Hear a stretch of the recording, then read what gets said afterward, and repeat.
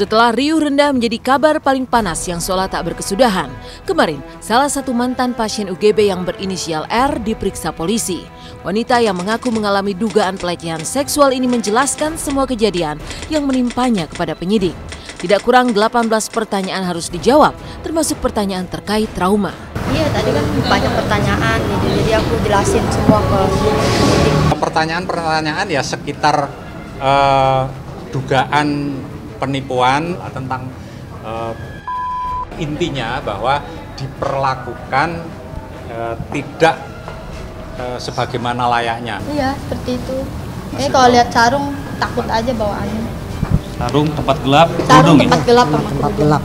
Anak kan itu yang dilakukan UGB terhadap saya. Trauma yang menyiksa kabarnya juga dialami oleh sosok wanita bertopeng yang menyembunyikan namanya dalam sebutan Miss Melati. Itulah yang membuatnya selalu menutupi wajahnya dengan cadar, termasuk untuk menutupi wajahnya yang diduga cacat. Namun dalam penelusuran tim intens, warga kawasan Gunung Sahari Jakarta Pusat tersebut tidak pernah melihat bahwa Miss Melati memakai penutup wajah. Menurut warga tetangganya sendiri, wanita keturunan India itu memang sangat tertutup serta tidak membaur dengan lingkungannya. Nggak ujung aja deh, ngasih ujung aja. Karena dia kenal gitu kan. Mungkin aja bang. Soalnya orang itu nggak mau kenal sama kita orang. Enggak, kita nanya dari sini aja nggak apa-apa kan? Saya nggak mau Pak. Oh maaf, gitu. Ya. Iya, sedikit dong. Enggak Pak, maaf ya. Nggak pernah dengar. Bahkan saya sendiri sering kerja betulin listrik di rumahnya berapa kali lah gitu ya. Iya, terlalu nggak membaur sih ya di wilayah gitu ya.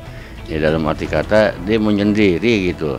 Orang lama di puluhan tahun keluarganya ya banyak saya kenal.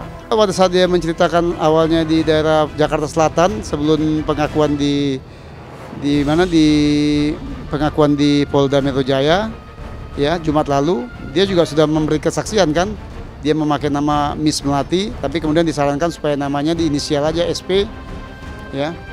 Supaya dia pada saat menceritakan traumatiknya pasti dia akan nangis itu. Jadi kami yakin sekali bahwa ini bukan rekayasa, bukan mencari popularitas. Itulah yang kami sejak awal katakan bahwa para korban-korban ini yang mengaku-ngaku korban ini memang disetting gitu loh. Memang dikondisikan, mulai dari pembicaraannya, konten pembicaraannya, semua kan dikondisikan.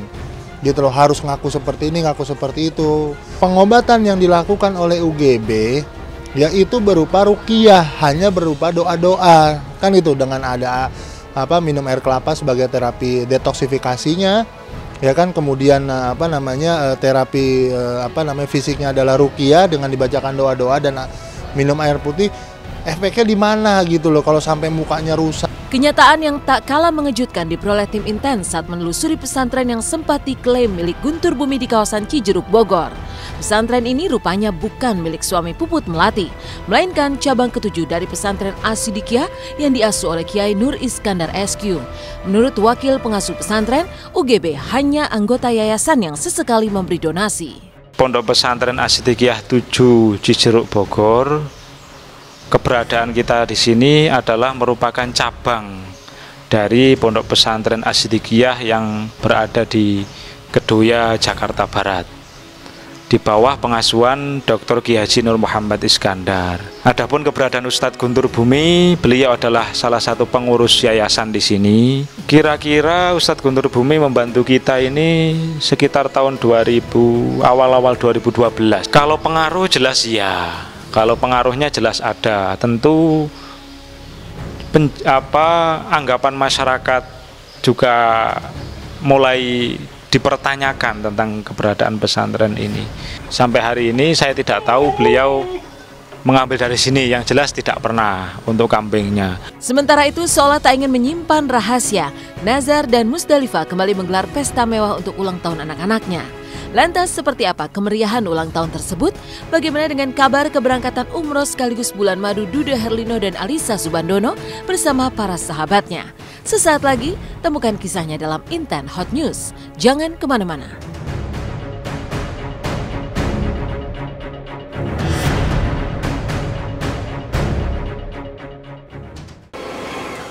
Dari kasus UGB, lihatlah kemewahan ulang tahun anak-anak Nazar dan Musdalifah. Juga keberangkatan Dude Herlino dan Alisa Subandono ke Tanah Suci. Seperti apa keberangkatan umroh mereka bersama Oki Rio serta Tengku Wisnu? Temukan dalam Intense Hot News sesaat lagi.